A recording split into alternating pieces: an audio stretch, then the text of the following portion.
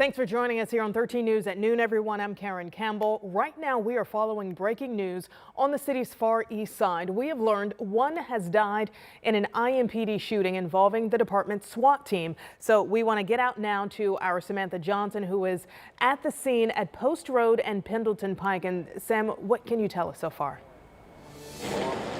Well, Karen, we've been on the scene here for a little while now. I can tell you this location here behind us is the Park Terrace Motel. I want to show you what's happening right now because even though it's a pretty quiet scene at this point, it is still a very active investigation. This happened less than 2 hours ago, around 10:30 this morning. We just talked to IMPD. They tell us they had narcotics detectives here at the scene serving a warrant in one of the hotel rooms.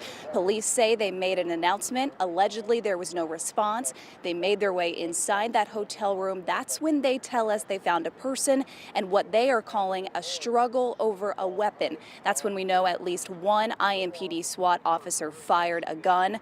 The person who was shot by police was taken to a local hospital, but that person has since died, according to Metro Police. Now, it is important to mention no officers were hurt in this shooting. Like we mentioned, this is just off Pendleton Pike, just east of Post Road, and it's interesting to see the majority of the police officers, the squad cars here at the scene, are unmarked. There's a drone unit here at the scene as well. When we talked to Metro Police just a few moments ago, they told us we can expect a pretty large police presence here in this area for some time this afternoon. As the investigation continues, it is important to mention too, police tell us there's no ongoing threat in this area, but we have seen a little bit of a backup on Pendleton Pike just because this is quite a large scene. So we do expect more information from IMPD throughout the afternoon today. Karen, as soon as we learn more, we'll have that for you here on 13 News at noon. All right, Samantha Johnson, thank you so much for reporting for us live tonight. As we do get updates into our newsroom, we will be sure to bring that to you on air and online at WTHR.com. Of course, we will be following this story.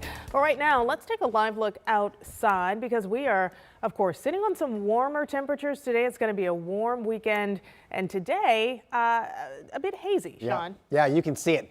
Noticeably more hazy. Was out at the Motor Speedway this morning. The Indy Sports Corp Challenge is out there. So a lot of folks enjoying it too. It's a little bit warmer, but yeah, the haze, you could definitely notice it's a little more prevalent than the last couple of days.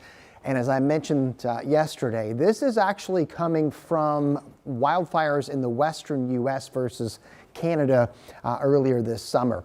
Temperatures a little bit warmer than yesterday. That was expected. We're in the mid 70s right now. Hazy sunshine across the board.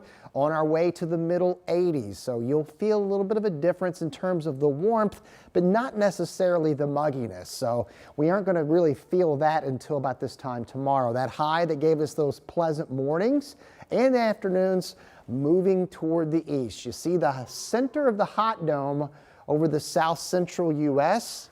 That's moving our direction next week, and we'll have it covered big time in the 7-day forecast. 76 with a dew point of 52. That is comfortable air for this time of year. Sets the stage for a perfect opening act of Operation Football. Dave and Dom have you covered with the game of the week, Cathedral and Ben Davis. We'll hit on those 90s for next week coming up in just a few minutes. All right, thanks, Sean. This afternoon, we are learning more about the charges two teens face after killing a 15-year-old boy in Muncie. Those teens are being tried as adults on murder charges. 17-year-old Robert Graham III and 16-year-old Kayshawn English faced a judge at 9 this morning. Both of them will be held without bond. Their pre-trial conference is November 12th. The trial is set for February 2nd of next year. And 15-year-old Latajon Phillips was killed Wednesday night, August 14th, at the Latitude Apartments in Muncie. According to court documents, a group of teens were seen running between apartments on surveillance video. 4 of the teens are charged with conspiracy to commit robbery, 2 of which were in court today. Now, there is a growing memorial that sits outside the Latitude Apartments where Tay was killed. They're filled with balloons and stuffed animals and notes. Tia Wells, she started this memorial for Tay after finding out that his mother passed away last year. Tay's cousin, LaShawna Gillard, became his guardian after the death of his mom, and she says Tay was ambitious and touched more souls than they knew. It's just very hard to cope and to deal with. And at any given second, I can break. But I just think about both of their bright spirits and his mom bright spirit and push forward. And 13 News has reached out to Muncie police multiple times to learn exactly what happened the night of Tay's death, and we have not yet heard back. A status hearing will get underway in the next hour for the Delphi murders case in Carroll County. Richard Allen, he's accused of killing Abby Williams and Libby German 7 years ago in Delphi. While Judge Frances Gall is still considering a series of motions filed in the case, she recently tossed out motions to dismiss the case entirely. Allen's legal team filed the motion because they believe someone else killed the girls. 13 News will be in the courtroom today. The first half of the hearing will be closed to the public. So we will pass along any new information once we get that, starting on 13 News at 4.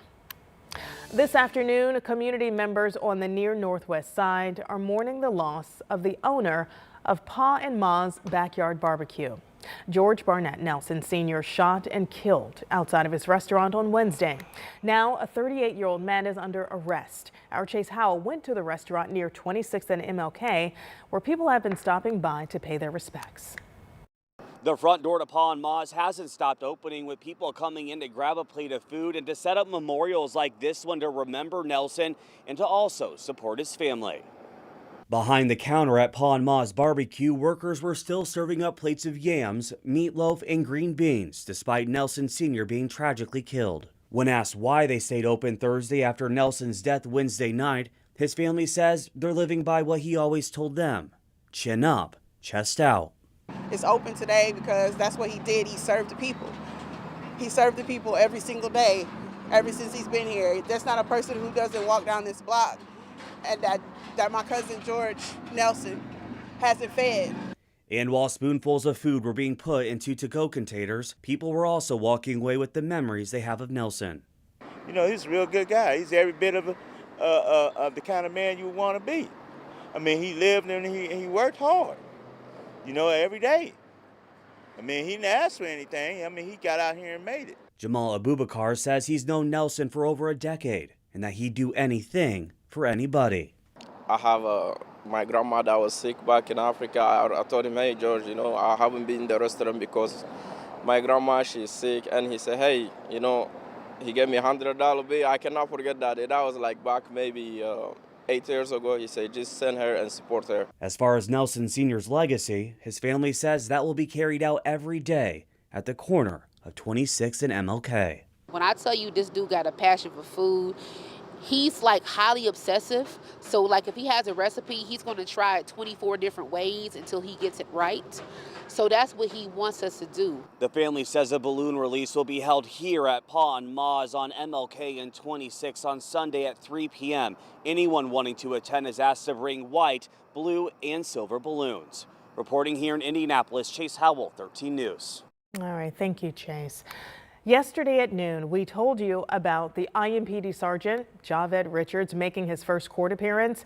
Today, we are hearing from Marion County Prosecutor Ryan Mears as Richards is pleading not guilty to 14 felony charges of child exploitation and child pornography. Our team was in the courtroom yesterday when we learned that investigators initially found a dozen videos and images that Richards allegedly shared from his device. Right now, they are still searching his devices and hope to ultimately find the source of the content. You see people from all walks of life, all different professions who can become involved in this, who can become wrapped up in this. You just try to follow the evidence where it takes you, and unfortunately here, it took us to the home of the police officer.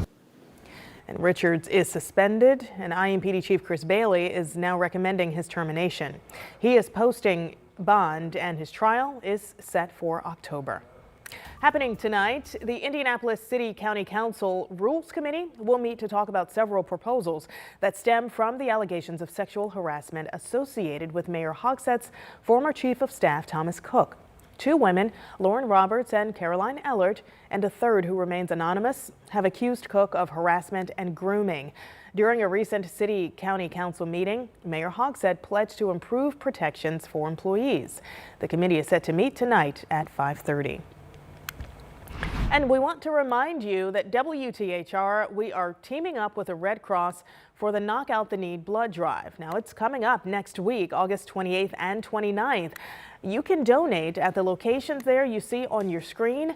All you have to do is make an appointment by heading to our website, WTHR.com/knockouttheneed.